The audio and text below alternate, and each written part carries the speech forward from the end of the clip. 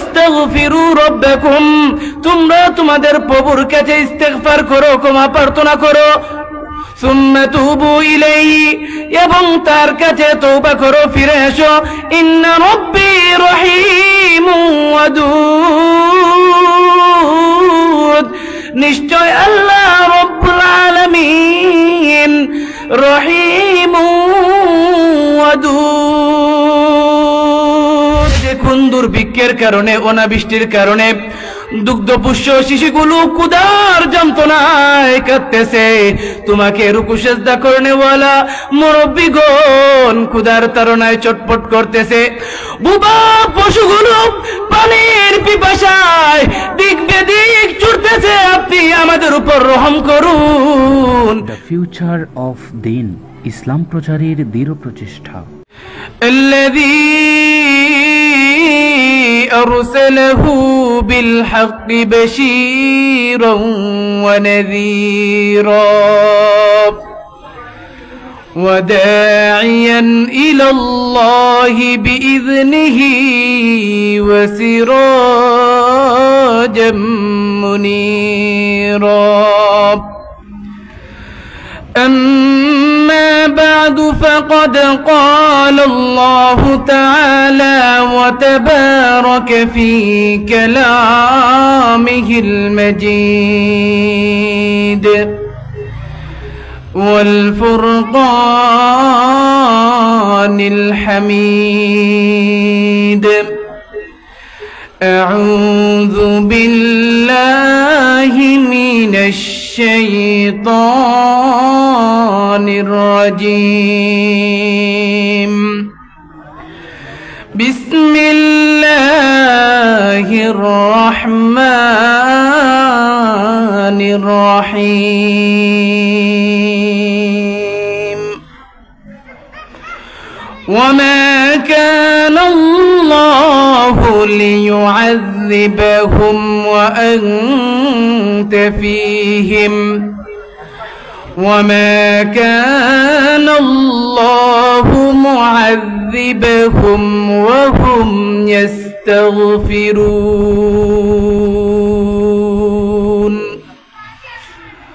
صدق الله العظيم. وقال النبي صلى الله عليه وسلم: من لزم الاستغفار جعل الله له من كل ضيق مخرجا ومن كل هم فرجا ورزقه من حيث لا يحتسب أو كما قال عليه الصلاة والسلام. محبتের সাথে সকলে দুরূদ ইব্রাহিম পাঠ করি। اللهم صل على محمد وعلى آل محمد كما صليت على إبراهيم وعلى آل إبراهيم إنك حميد مجيد. اللهم بارك على محمد وعلى آل محمد كما باركت على إبراهيم وعلى آل إبراهيم إنك حميد مجيد. أما بعد. পূর্বতাজপুর জনকল্যাণ পরিষদের উদ্যোগে আয়োজিত আজকের এই তাফসিরুল কোরআন মাহফিলের মুহতারাম সভাপতি সাহেব এবং আমার সামনে উপবিষ্ট এলাকার সর্বস্তরের মুরব্বিয়ানে কেরাম, যুবক ভাইয়েরা এবং মাইকের আওয়াজ যত দূর যায় পর্দানিশীন আমার মা ও বোনেরা, সর্বপ্রথমই আল্লাহ রব্বুল আলামিনের দরবারে অসংখ্য গণিত শুকরিয়া আদায় করি যে রব্বুল আলামিন আমাদেরকে আজকের এই মহতি মাহফিলের মধ্যে আসার এবং বসার তৌফিক দান করেছেন। তাই অন্তরের অন্তঃস্থল থেকে কালিমাতুশ শুকর আদায় করি আলহামদুলিল্লাহ। আল্লাহ রাব্বুল আলামিন আমাদেরকে এই পৃথিবীতে সৃষ্টি করেছেন একমাত্র তার ইবাদত করার জন্য। আল্লাহ রাব্বুল আলামিন পবিত্র কুরআনুল কারীমে বলেন, ওয়ামা খালাকতুল জিন্না ওয়াল ইনসা ইল্লা লিয়াবুদুন, মানুষ এবং জিন জাতিকে একমাত্র আমারই ইবাদত করার জন্য আমি সৃষ্টি করেছি। কিন্তু দেখা যায় দুনিয়াতে আসার পর আমরা শয়তানের ধোঁকায় পড়ে অনিচ্ছাকৃতভাবে বা জেনে শুনে নানা ধরনের গুনাহের কাজে লিপ্ত হয়ে পড়ি। তারপর আল্লাহ রাব্বুল আলামিন দয়ার সাগর, তিনি আমাদেরকে মাফ করার জন্য তার ক্ষমার দরজা সব সময় খোলা রাখেন। আল্লাহ রাব্বুল আলামিনের কাছ থেকে মাফি নেওয়ার জন্য অন্যতম একটি মাধ্যম হলো ইস্তেগফার। ইস্তেগফার শব্দের শাব্দিক অর্থ হলো ক্ষমা প্রার্থনা করা, অর্থাৎ গুনাহের জন্য আল্লাহ রাব্বুল আলামিনের কাছে মাফ চাওয়া। পরিভাষায় ইস্তেগফার বলা হয় জেনে বুঝে ইচ্ছায় অনিচ্ছায় কৃত গুনাহের জন্য আল্লাহ রাব্বুল আলামিনের কাছে অনুতপ্ত হৃদয়ে ক্ষমা প্রার্থনা করা। এই ইস্তেগফারের গুরুত্ব ফজিলত অপরিসীম। কুরআনুল কারীমের বিভিন্ন আয়াতে আল্লাহ রাব্বুল আলামিন ইস্তেগফারের গুরুত্ব আলোচনা করেছেন। যেমন আল্লাহ রাব্বুল আলামিন আমার তেলাওয়াতকৃত আয়াতের মধ্যে বলেন, وَمَا كَانَ اللَّهُ لِيُعَذِّبَهُمْ وَأَنْتَ فِيهِمْ وَمَا كَانَ اللَّهُ مُعَذِّبَهُمْ وَهُمْ يَسْتَغْفِرُونَ وَمَا كَانَ اللَّهُ হে নবী মুহাম্মদুর রাসূলুল্লাহ সাল্লাল্লাহু আলাইহি ওয়াসাল্লাম, আল্লাহ রাব্বুল আলামিন এরূপ নয় লিয়ুআযিবাহুম ওয়া আনতা ফীহিম, তিনি আপনার উম্মতদেরকে শাস্তি দিবেন এমত অবস্থায় আপনি তাদের মধ্যে রয়েছেন। ওয়ামা কানাল্লাহু মুআযিবাহুম ওয়া হুম ইস্তাগফিরুন, এবং তিনি এরূপ নন যে তারা ইস্তেগফার করতে থাকবে আর আল্লাহ রাব্বুল আলামিন তাদের উপর আযাব গজব নাজিল করবেন। সুবহানাল্লাহ। আল্লাহ রাব্বুল আলামিন এই আয়াতের মধ্যে বলতেছেন যে বান্দারা যদি আমার কাছে ইস্তেগফার করে, আপনি নবী রাহমাতুল লিল আলামিন তাদের কাছে থাকার কারণে যেভাবে তাদেরকে আমি শাস্তি দেই না, গজব নাজিল করি না, ঠিক তদ্রূপভাবে তারা যদি আমার দরবারে ইস্তেগফার করে ক্ষমা প্রার্থনা করে, তাদেরকে আমি সেভাবেই আযাব দেব না, গজব দিয়ে তাদেরকে ধ্বংস করব না। আরেক আয়াতের মধ্যে আল্লাহ রাব্বুল আলামিন বলেন, وَمَن يَعْمَلْ سُوءًا أَوْ يَظْلِمْ نَفْسَهُ ثُمَّ يَسْتَغْفِرِ اللَّهَ يَجِدِ اللَّهَ غَفُورًا رَّحِيمًا مَن يَعْمَلْ سُوءًا, কোনো মানুষ যদি গুনাহের কাজ করে ফেলে, আও ইয়াজলিম নাফসা, অথবা নিজের উপর জুলুম করে ফেলে, সুম্মা ইস্তাগফিরিল্লাহ, অতঃপর আল্লাহ রাব্বুল আলামিনের কাছে ইস্তেগফার করে ক্ষমা প্রার্থনা করে, ইয়াজিদিল্লাহ গফুরার রহিমা, সে আল্লাহ রাব্বুল আলামিনকে গফুরার রহিমা, পরম ক্ষমাশীল এবং অত্যন্ত দয়ালু হিসাবে পাবে। সে যদি গুনাহ করে, নিজের উপর জুলুম করে, আমি আল্লাহ রাব্বুল আলামিনের কাছে ইস্তেগফার করে ক্ষমা প্রার্থনা করে, তাহলে আমি রব্বুল আলামিন গফুরুর রহিম তাকে মাফ করে দিব। সুবহানাল্লাহ। আরেক আয়াতের মধ্যে আল্লাহ রাব্বুল আলামিন ডাক দিয়ে বলেন, ওয়াস্তাগফিরু রাব্বাকুম সুম্মা তুবু ইলাইহি ইন্না রাব্বী রহিমুন ওয়াদুদ। ওয়াস্তাগফিরু রাব্বাকুম, তোমরা তোমাদের প্রভুর কাছে ইস্তেগফার করো, ক্ষমা প্রার্থনা করো, সুম্মা তুবু ইলাইহি, এবং তার কাছে তওবা করো, ফিরে এসো। ইন্না রাব্বি রহিমুন ওয়াদুদ,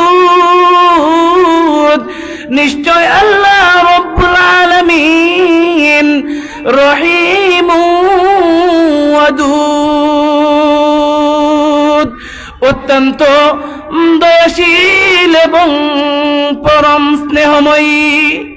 তুমি পাহাড় সম পরিমাণ গুনাহ যদি করে ফেলো, অতঃপর আল্লাহ রব্বুল আলামিনের কাছে ইস্তেগফার করো, আল্লাহ রব্বুল আলামিন তোমাকে সঙ্গে সঙ্গে ক্ষমা করে দিবেন। সূরাতুজ জুমারের মধ্যে আল্লাহ রব্বুল আলামিন ডাক দিয়ে বলেন, قل يا عبادي الذين أسرفوا على أنفسهم لا تقنطوا من رحمة الله يا عبادي الذين أسرفوا, হে আমার বান্দাগণ যারা নিজেদের উপর জুলুম করে ফেলেছো, অত্যাচার করে ফেলেছো, লা তাকনাতু মির রাহমাতিল্লাহ, তোমরা আমি আল্লাহর রহমত থেকে নিরাশ হইও না। ইন্নাল্লাহা ইয়াগফিরুয যুনুবা জামিআ, নিশ্চয় আমি আল্লাহ তোমাদের সকল গুনাহ মাফ করে দেব। ইন্নাহু হুয়াল গফুরুর রহিম, কেন আমি আল্লাহ তোমাদের সকল গুনাহ মাফ করে দেব? কেননা আমি আল্লাহ হলাম গফুরুর রহিম, অত্যন্ত ক্ষমাশীল এবং পরম দয়ালু। সুবহানাল্লাহ।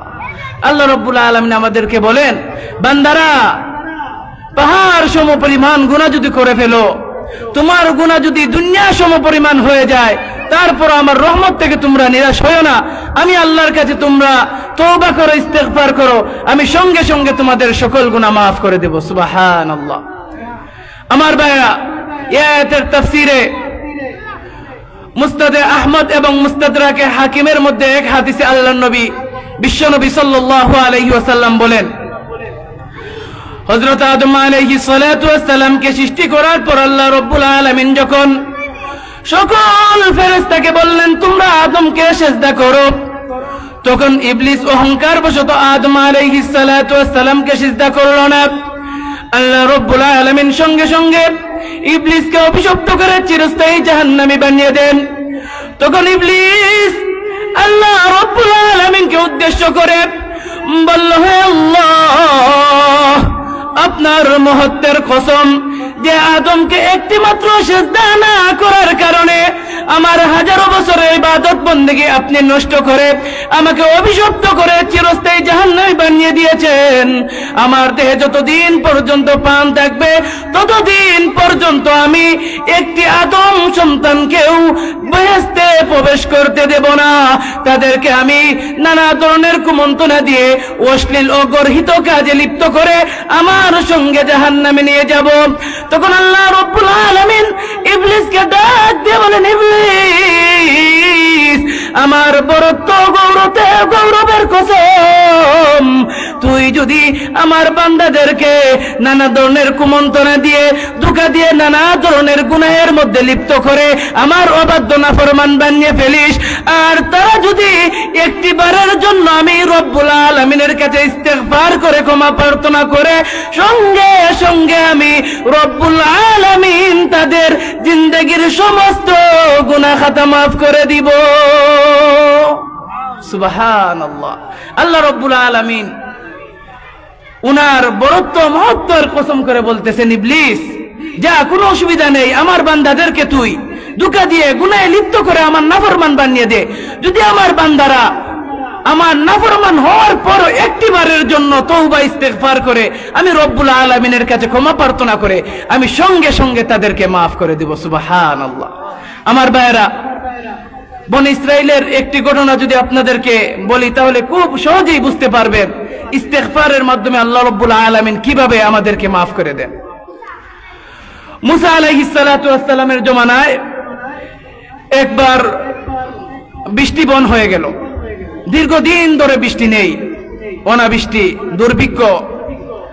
তো মুসা আলাইহিস সালাতু ওয়াস সালামের উম্মতেরা ওনার কাছে এসে বলল, হে নবী মুসা, আপনি আল্লাহ রাব্বুল আলামিনের সাথে কথা বলুন, দীর্ঘদিন ধরে বৃষ্টি নেই, দুর্ভিক্ষের কারণে ফসলগুলো সব নষ্ট হয়ে যাচ্ছে, এভাবে যদি চলতে থাকে তাহলে তো আমরা না খেয়ে মারা যাব।